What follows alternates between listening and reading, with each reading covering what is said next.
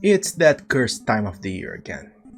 Hey guys, it's Marshall, blah blah blah blah blah. Year and season, a time where we look back at the year that just finished and talk about the good, the bad, and the ugly that came along with it. There was some pretty good stuff that came out in 2022, in fact, I think it was even better than 2021. And even that Nickelback album wasn't all that bad. But we are here to talk about some of the absolute stinkers this year had to offer. I'm talking the real stinkers. Stuff that will make Stinky Pete look like Poseidon from The Little Mermaid. Worst songs of the year. Woo! Stab my freaking intestines. Okay, let's get this over with because I want to talk about the good stuff. So to start, number 10. I'll share with you guys a resolution I made for 2023. That is, to make sure that the year-end list of the following years will have as little low-hanging fruits as possible. I mean, sure, the new Machine Gun Kelly album is bad, but everyone already knows that. I want to make this list with stuff that I actually had hopes of being something more than just picking the obvious picks that everyone already knows sucks. Which is why I didn't even listen all the way through to some songs that could be obvious entries for this list, like Justin Bieber's I Feel Funny, 6ix9ine's 𝕬𝖑𝖏, I have no idea how to pronounce this, Central C's Doja, DJ Khaled's Stayin' Alive, and David Guetta and BB Rexha's I'm Good. But for this year's list, we still got a few ones, and we'll just rip off the band-aid as fast as we can and talk about the first one right now.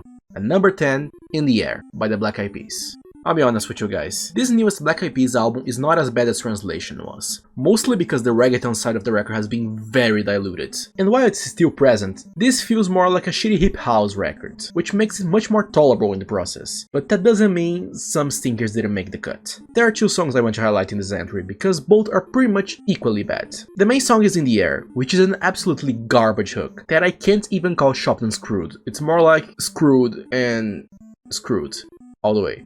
I think those are Fergie's vocals, but even originally they sounded like shit. And with that quote-unquote editing, they somehow managed to make things even worse. The second song is Jump. Pretty much the same thing as In the Air structure-wise, but it doesn't have the shitty Fergie hook. Instead we have this intro. Somebody said when you play this song, all the girls will go loca. Loca. All the girls will go loca. Loca. No more explaining needed, right? The verses of both songs are so generic that their visual representation is just the Great Value logo. But at least they're acceptable enough, which is why In the Air is only at number 10.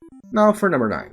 An entry that honestly hurts me to include, because it's by an artist that I honestly want to see succeed and make a good record. But unfortunately, this wasn't quite it. At least, not while she still makes music that sounds like M.I.A. Elegante. It's Anitta, by the way. I'll be real here, I don't hate Anitta. In fact, I think she's a pretty cool musician. She has a really good voice and she knows how to be a presence on the stage. But her discography is mega hit or miss. Seriously, check out Bang later if you can. That's legit a really good song. But that's not what we are here for. We are here for this wretched thing from her newest album. I'll open this up by saying one thing that I need to absolutely make clear. I hate reggaeton with all my forces. I am more than happy to see more Latino musicians showing up in the international music scene. People like Bad Bunny, J Balvin and stuff. I'm happy for her success. But I'm going to be upfront, your music sucks by standards. So seeing Anitta dive into reggaeton is honestly expected. Reggaeton is not a particularly popular genre here in Brazil, but I guess if she wants to break through internationally, it's a fair shot. But god,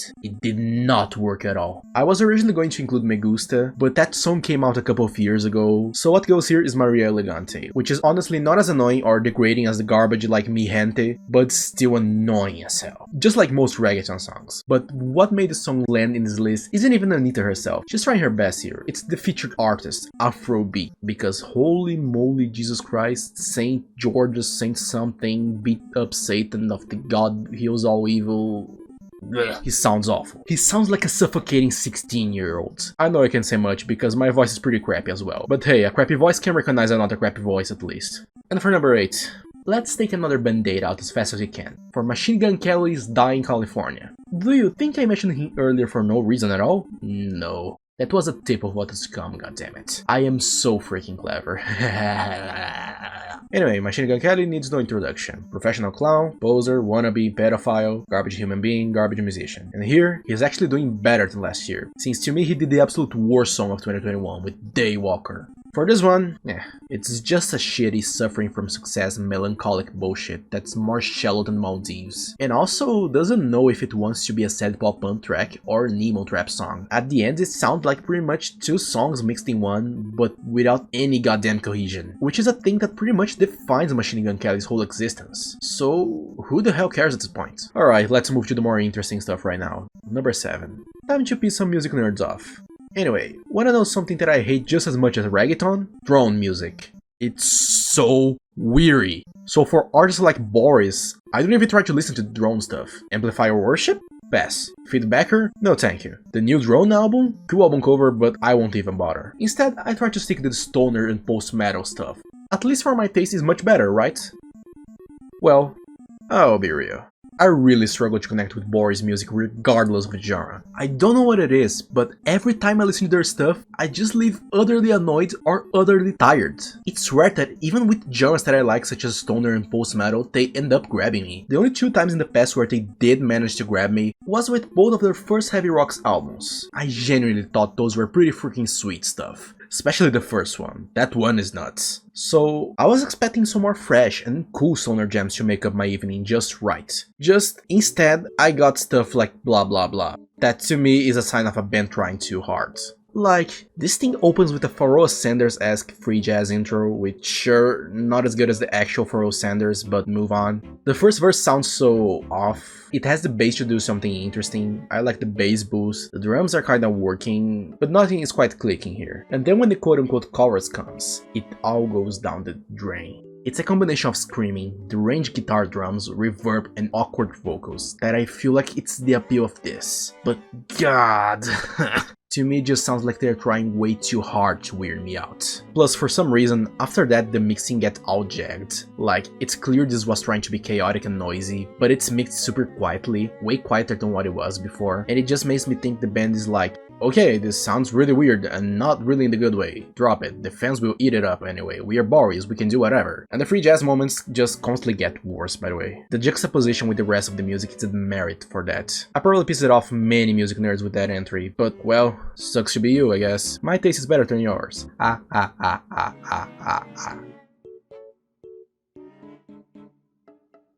Okay, Silverline. These entries so far weren't the most hideous thing in the world. But from number 6 onwards, oh boy, it's time for a school trip to Purgatory. Holy hell, we are going for some PTSD-inducing stuff. Start with number 6. Who was it? Tell me then, Reynolds. Who decided to use his higher register without having one again? That's right, you did. Screw you. Bones takes to number 6, and that's solely because that freaking that turns my brain and tympanos into sawdust. Reminder for future generations, and a warning for them. Leave the 𝐼 for the Chinese toy cell phones. They know what's up. Now, number 5. Don't you just hate when an artist that you love makes something bad enough to end the worst of the year list? Yeah, this entry is that but doubled, because the bomb of this party is Burns by FNKPMPN. For the ones unaware, first up, good for you. Second up, I apologize in advance for introducing you to this. FNKPMPN is a new hip-hop side project, masterminded by 2 of the most enthralling voices of abstract hip-hop in the early 2000s, 𝕸𝖆𝖗𝖘 the Funky Homo Sapien and Kool Keith. Yes, Deltron 3030 and Dr. Octagon, together, in an album, a dream to any fans of the sci-fi themed early 2000s hip-hop stuff turned into a nightmare. Because Jesus Christ, this album is garbage. I will enter more details in the whole album in a later video, but for now, let's talk about Burn, because calling the song a mistake is understating it. This thing is like arsoning a whole city by accident. The thing about this album is that it's generally hella boring, like for real, the whole album just has a tendency of just casually killing people of boredom. But sometimes it just goes to another level. Burn is the other level in question. The song is only 1 minute and 36 seconds long, and on the surface it's just another lame ass boring shit that just like 90% of the album. But for this one, Kool Keith decided to think, and went like, no, this track needs something else. I want you to melt the bones of everyone listening. How to do that? Oh, easy. Let's put this freaking beep to play through all the song, non-stop, continuous beep.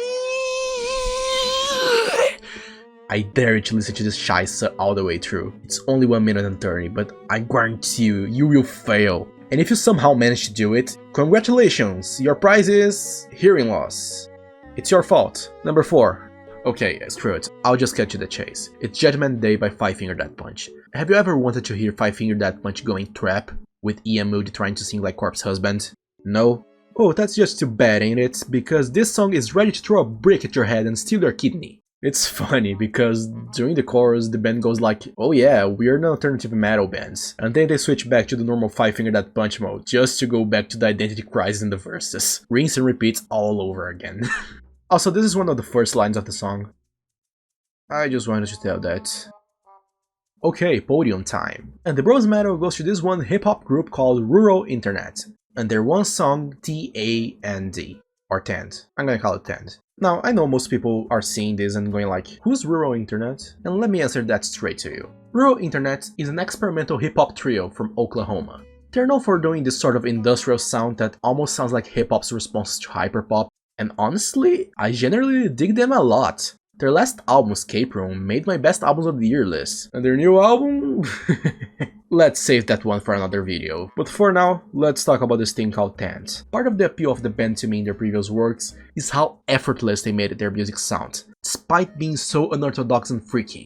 I really admire that. And songs like Tension and the title track of Escape Room served as fantastic examples of what they could do. But here in T.A.N.D, it all just sounds so forced. It's pretty much the same thing I talked about in that Boris song. It sounds like they're trying way too hard to replicate the magic of their previous works. And the bad thing about their sound is that due to it being so extreme and odd, the line between fantastic and disastrous is thinner than Terry Crew's body fat layer. And here, it all went to the blazing inferno. This song pretty much just sounds like what an AI would spit out if you fed the entire discography of the band to it. It certainly sounds like Rural Internet, but nothing that grabs you, nor has cohesion. At points it even feels like the elements of the song were chosen by a hat. Standard intro? Okay, present. Now some pew pew pews? Okay, go there too. Distorted glitchy guitars for a couple of seconds. Sure, digital crickets, whatever, just make it sound weird, okay? And that's how the song was born, and therefore it gets the bronze medal here. And now for the silver one, I'll be honest, I don't really have much to talk about this one, since all of its flaws are recurrent in its parents' album, which will show up in the worst albums of the year list. This is just the main factor. Therefore, I'll just name this one and move on to the dishonorable mentions, okay? It's Sad Clown by Panic! At the Disco. For now, I'll just say this is a pretty fitting title for the song, because it very much describes the status of Brandon Urie as we speak. Anyway, let's move on. Dishonorable mentions, woo! Okay, let's do this quick, I can't wait to end this. Did Kasabian just try to mix shitty mid-2000s Bastille-esque pop rock with hyperpop? Could you guys please don't? Like, ever again?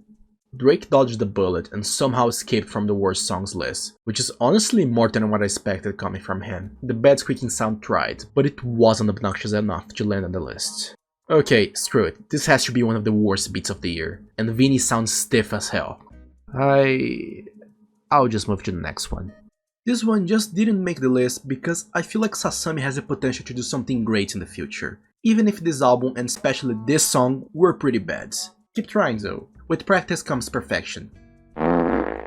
Kinda funny how this was the year that I finally got into Muse and they also decided to drop this. This was the musical equivalent of this meme. Alright, playtime is over. Time to flush the toilet and say goodbye to all this bullshit with the #1 spot. A song that as soon as I finished listening to it for the first time, not long after the album came out, I was like, you know what, this is the worst song of the year. Simply put.